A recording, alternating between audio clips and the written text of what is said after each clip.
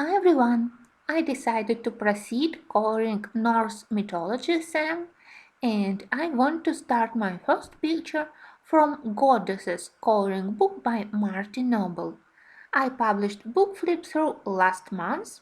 It was wonderful gift. Unfortunately, book have pictures printed on both sides, and with average paper quality you really have to be very careful when you select mediums for these pictures. I decided that I wanted to try using polychromacies. When I use prismacolors, usually I also use my burnisher, and with pressing this burnisher into paper surface, I was afraid to damage picture which is on the back. I decided that with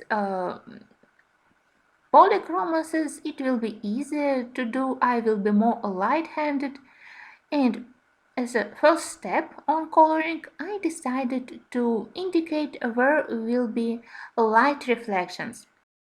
Oh, I forgot to mention that it's a picture of Norse goddess Freya. She is quite famous, and I have various portraits of Freya in several of my books by various artists. But I think that I selected this picture because here was mentioned that she is riding two blue cats, and it was the first time when I heard about this interesting fact, so I was intrigued and I decided that this will be my starting project from this book. When I did my preliminary color planning, I imagined that the left part of the sky, which is behind Freya, will be in yellow and light peach colors. In this way, I will create impression that Freya is surrounded by light, and by this light also this light will be uh, creating highlights on all elements on the earth which are on the left side, which is closer to Freya. So I indicated with light yellow glaze those highlights on the patches of the grass, on the tree, so on everything on the left side of the ground. I will be coloring everything, remembering that the light on the picture is coming from Freya.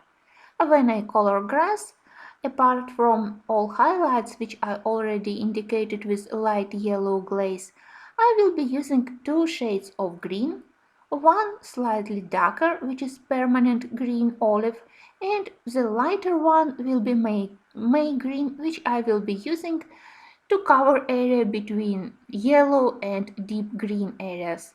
But I also have to indicate shadows behind the trees and under the trees were branches casting shadow on the ground and on the grass, and mostly I will be using dark sepia.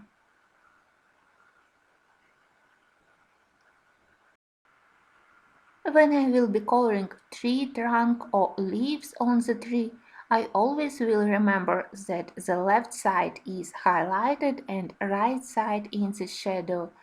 So basically I will use at least two shades of each color for each of the elements. For example, for the tree trunk I will combine one dyed brown as a lighter shade of brown to indicate more highlighted parts of the tree trunk, and dark sepia for the parts of the tree which are in the shadow. Also, I will need to do shading beneath the paws of the cats and also beneath the wheels of the Freya's chariot. Also, when I selected colors, I tried not to use something over bright.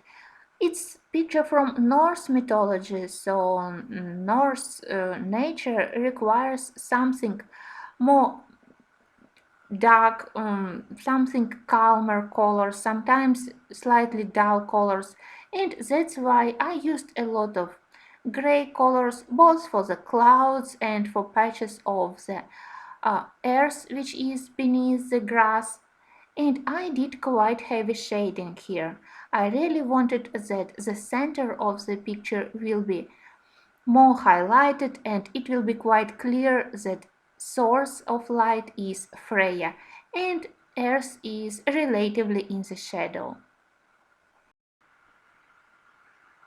When I colored sky, I switched from polychromases to prismacolors. It's simply because I really prefer pastel prismacolor colors.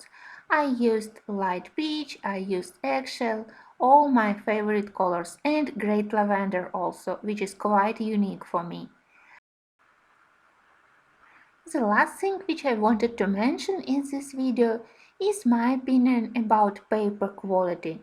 When I started, I was really reluctant to press hard into the paper. I was quite afraid to damage paper which is on the back. I put a couple of protective sheets of paper under my page, and I was quite pleased how both pencil brands behaved on this paper. Paper have nice tools, so pencils blended really well, both polychromoses and prismacolors, and so far I hadn't damaged the picture wizard which is on the back. I tried not to press very hard into paper with my pencils. I tried to be light-handed, so I'm quite pleased and I have very high hopes that I will be able to color a picture which is on the back also. I plan to mask black lines using acrylic paints, which are also not very demanding to the paper quality, and I hope that in the end I will manage to color all pictures in this book. So it's not such a big problem to have two-sided book as I thought in the beginning. And pictures, in my opinion, are absolutely amazing.